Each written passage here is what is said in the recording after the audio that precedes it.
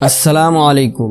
আপনি কি জানেন বর্তমান সময়ে আমরা আমাদের হাতে থাকা স্মার্টফোনকে অন এভারেজ 2600 বার টাচ করি একদিনে। ডাটা রিপোর্টাল অ্যান্ড স্ট্যাটিস্টিক্স রিপোর্ট অনুযায়ী একজন সাধারণ বয়স্ক বাংলাদেশি দিনে প্রায় 4 থেকে 6 ঘন্টা এবং 18 থেকে 24 বছর বয়সী ব্যক্তিরা প্রায় 8 ঘন্টা মোবাইল ইউজ করে। প্রতিদিন 8 ঘন্টা মোবাইলের পিছনে ব্যয় করতেছেন। এতে করে শুধুমাত্র আপনার স্বাস্থ্য, পড়ালেখা, জব এবং হবিজ এফেক্টেড হচ্ছে না, বরং আপনার ব্রেনও এফেক্টেড হচ্ছে। কিছু মানুষ এমন আছে যাদের থেকে তাদের ফোন নিয়ে নেওয়া হলে তারা ইরিটেট হয়ে পড়ে, স্পেশালি জেন আলফা। এতে কোনো সন্দেহ নেই যে মোবাইল একটা অ্যাডিকশন হয়ে দাঁড়িয়েছে। কিন্তু কি এই অ্যাডিকশনের পিছনে লুকিয়ে থাকা সায়েন্স? এতে আমাদের জীবনে কি প্রভাব পড়তেছে এবং সবথেকে ইম্পর্টেন্ট কি হতে পারে এই অ্যাডিকশন থেকে মুক্ত হওয়ার সায়েন্টিফিক সলিউশন? আসুন এই সকল বিষয় জেনে নিই আজকের এই ভিডিওতে।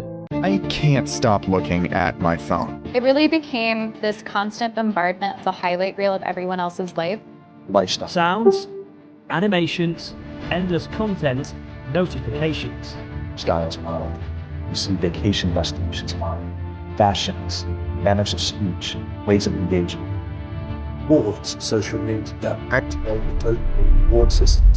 We're living in fact 2 million privileges. আপনার হয়তোবা বিশ্বাস করতে কষ্ট হতে পারে, বাট অ্যাকচুয়ালি সোশ্যাল মিডিয়া অ্যাডিকশনকে কম্পেয়ার করা যেতে পারে cigarette, alcohol, drugs and gambling অর্থাৎ জুয়ার সাথে। হিউম্যান বডি যে কোনো অ্যাডিকশনের ক্ষেত্রে একটা প্যাটার্ন ফলো করে, যাকে ডোপামিন প্যাটার্ন বলা হয়ে থাকে। ডোপামিন হলো এক ধরনের নিউরোট্রান্সমিটার যা আমাদের ব্রেনে তৈরি হয়। যে কোনো নিউরোট্রান্সমিটারের কাজ হলো ব্রেনের এক জায়গা থেকে অন্য জায়গায় সিগন্যাল পৌঁছানো। যখন আমাদের ব্রেন ফিল করে যে কিছু একটা হতে যাচ্ছে যাতে আমরা খুশি হব, তখন আমাদের ব্রেনে বেশি পরিমাণে ডোপামিন রিলিজ হয়। ফলস্বরূপ সেই জিনিসটা হওয়ার আগেই সেই জিনিসটা যে হবে এটা ভেবেই মনের ভিতরে একটা কিউরিসিটি কাজ করে, এক্সাইটমেন্ট বেড়ে যায়। উদাহরণস্বরূপ ধরুন আপনি অনেক ছোট, আপনি আপনার বাবার কাছে আইসক্রিম খাবেন বলে বায়না ধরলেন। আপনার বাবা আইসক্রিম আনতে বাজারে গেল। আপনি এখনো আইসক্রিম খাননি, কিন্তু আপনার বাবা আইসক্রিম আনতে বাজারে গিয়েছে এটা ভেবেই আপনি অনেক খুশি হয়ে যান। মনের ভিতরে একটা আনন্দ অনুভূতি কাজ করে। আবার অনেকের তো জিভেও পানি চলে আসে। এর কারণ হলো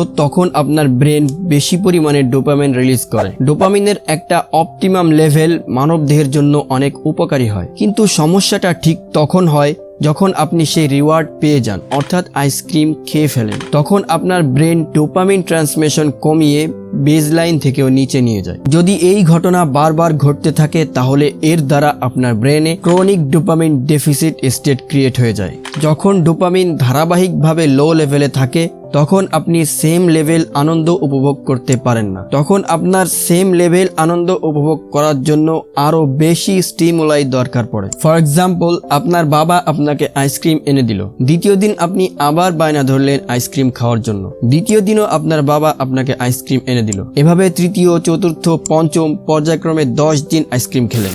এরপর 11 নম্বর দিনেও কি আপনার আইসক্রিমের জন্য সেম এক্সাইটমেন্ট কাজ করবে?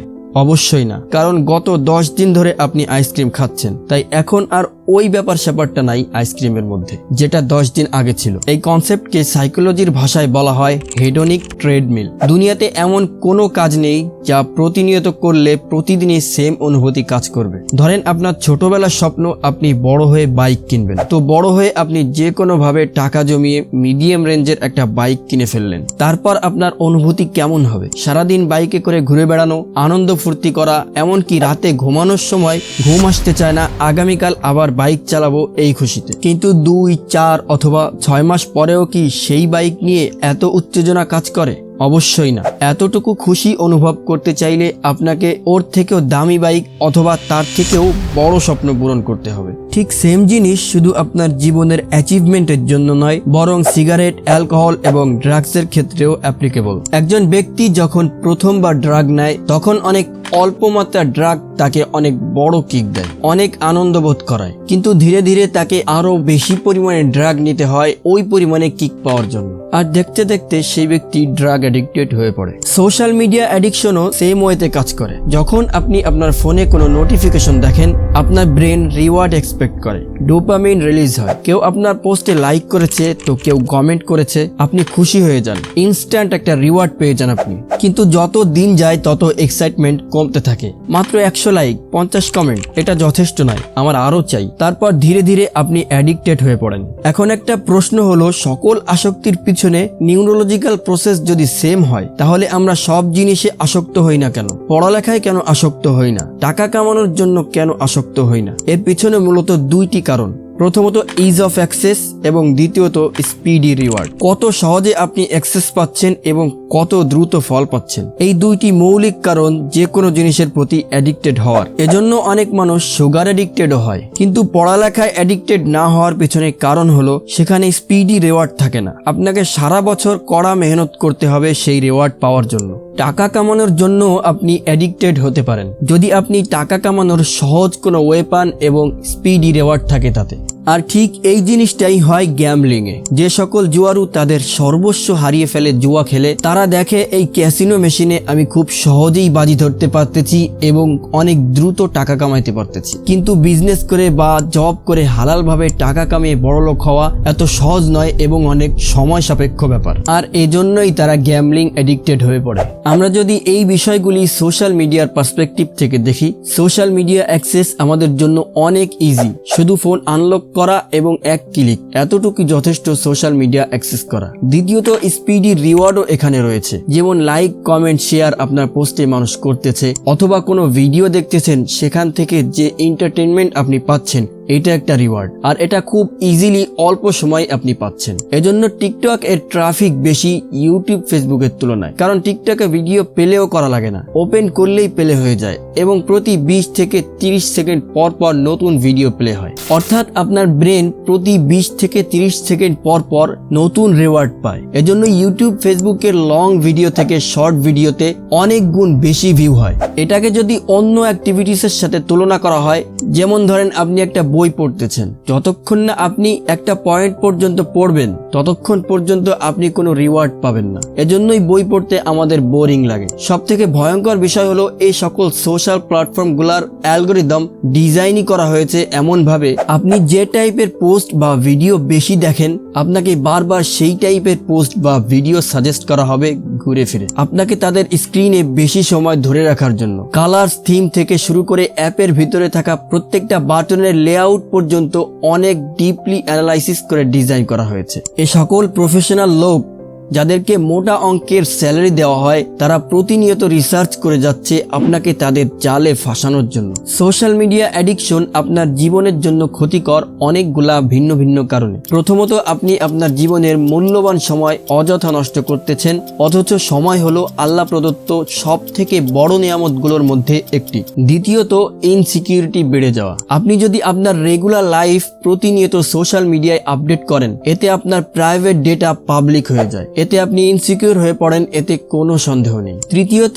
ডিপ্রেশন বেড়ে যায়, বিশেষ করে টিনেজার্স, যখন তারা কম লাইক কমেন্ট পায়। চতুর্থ, মার্ক জাকারবার্গ এমন একটা ইমেজ ক্রিয়েট করে রেখেছে যেখানে দেখা যায় ফেসবুকে দুইটা অপরিচিত মানুষ একে অপরের সাথে পরিচিত হয়, কথাবার্তা হয়, অনেকের দেখা সাক্ষাৎ হয়, আবার অনেকের তো রিলেশন আর বিয়ে পর্যন্ত চলে যায়। বাহ, ফেসবুক হিউম্যানিটির জন্য কত ভালো, তাই না? কিন্তু হারারি একটা সাক্ষাৎকারে জাকারবার্গকে একটা প্রশ্ন করেছিল, আসলে কি ফেসবুকের কাজ দুইজন অপরিচিত মানুষকে মেলানো, নাকি তাদেরকে ফেসবুকে ধরে রাখা? What is the goal? I mean, are we trying to connect people so ultimately they will leave the screens and go and play football? One model would be... প্রশ্নটা নিয়ে একটু ভেবে দেখবেন, কিছু তো লজিক আছে এর ভিতরে। অ্যাকচুয়ালি হয় কি, আপনার রিয়েল লাইফের ফ্রেন্ড গুলা ফেসবুক ফ্রেন্ড হয়ে যায় এবং আপনি তাদের সাথে মেসেঞ্জার এবং হোয়াটসঅ্যাপে কমিউনিকেট করতে থাকেন। আপনি আপনার ফেসবুক ফ্রেন্ডদের সাথে কতবার রিয়েল লাইফে দেখা সাক্ষাৎ করেছেন, নিজেকে প্রশ্ন করে দেখুন। আমি এটা বলছি না যে আপনি সোশ্যাল মিডিয়া ব্যবহার করা পুরোপুরি বন্ধ করে দিন। সোশ্যাল মিডিয়া ভালো কাজের জন্য ব্যবহার করা যেতে পারে। এমনকি আমাদের প্রতিনিয়ত জীবনযাত্রার মান বৃদ্ধি করতেও সোশ্যাল মিডিয়ার একটা বড় ভূমিকা আছে। আমাদের কাজবাজ, চলাফেরা, কমিউনিকেট করা আরো সহজ করে তোলে সোশ্যাল মিডিয়া। কিন্তু প্রবলেম হলো অ্যাডিকশন, আসক্তি। সেটা থেকে কিভাবে বাঁচবেন? যদি আপনি এখনো সোশ্যাল মিডিয়া অ্যাডিক্টেড না হয়ে থাকেন, তাহলে বিনা প্রয়োজনে সোশ্যাল মিডিয়া ব্যবহার করা বন্ধ করে দিন। কাজে মনোযোগী হন, পরিবার এবং ফ্রেন্ডসদের বেশি বেশি সময় দিন। আর যদি আপনি আসক্ত হয়ে পড়েন, তাহলে আপনার সমাধান রয়েছে আপনার আসক্ত হওয়ার কারণের মধ্যে, is of access and speedy reward. যদি আপনার ফোনে ফেসবুক না থাকতো, তাহলে কি আপনি আসক্ত হতেন? এজন্য ফোনে থাকা সকল সোশ্যাল মিডিয়া অ্যাপ ডিলিট করে দিন। আমি অ্যাপ ডিলিট করা করার কথা বলেছি, অ্যাকাউন্ট ডিলিট করার কথা বলছি না। যখন আপনার প্রয়োজন হবে তখন আপনি আপনার ফোনের ব্রাউজার থেকে এগুলার অ্যাক্সেস নিতে পারেন। আসক্তি অনেক বেশি হলে ফোনের ব্রাউজারে গিয়ে ইনকগনিটো মোড অন করে তারপর সেখান থেকে লগ ইন করতে পারেন, কারণ ইনকগনিটো মোড অন করলে সেখানে কোনো ডেটা সেভ থাকে না। আপনি যতবার ইনকগনিটো মোড অন করবেন ততবার আপনাকে ইমেল এবং পাসওয়ার্ড দিয়ে লগ ইন করতে হবে। এতে করে ইজ অফ অ্যাক্সেস আরো কমে যাবে এবং আপনার ধীরে ধীরে আসক্তিও কমে যাবে। এটা যদি অনেক বেশি মনে হয় এবং আপনার অ্যাডিকশন যদি খুব বেশি না হয়, তাহলে আপনি সকল সোশ্যাল মিডিয়া অ্যাপগুলার নোটিফিকেশন অফ করে রাখতে পারেন এবং দিনের মধ্যে একটা নির্দিষ্ট সময় রাখতে পারেন সোশ্যাল মিডিয়ার জন্য। সিম্পল লজিক হলো আপনার জন্য যতটা মুশকিল হবে অ্যাকশন নেওয়া, অ্যাডিকশন ঠিক ততটাই কমে যাবে। যদি আপনার বাসার আশেপাশে সিগারেটের দোকানই না থাকে তাহলে আপনার জন্য সিগারেট খাওয়াটা কষ্টকর হয়ে পড়বে। এজন্য যে কোনো জিনিসের আসক্তি দূর করতে চাইলে সেই জিনিসটাকে দূরে সরাতে হবে। যদি আপনার কাছে এই ভিডিও নলেজেবল লাগে তাহলে লাইক কমেন্ট করতে পারেন এবং আপনার বন্ধুদের সাথে শেয়ার করতে পারেন যদি তাদের মধ্যে কেউ সোশ্যাল মিডিয়া অ্যাডিক্টেড হয়ে থাকে, এবং আমাদের চ্যানেল সাবস্ক্রাইব করতে পারেন।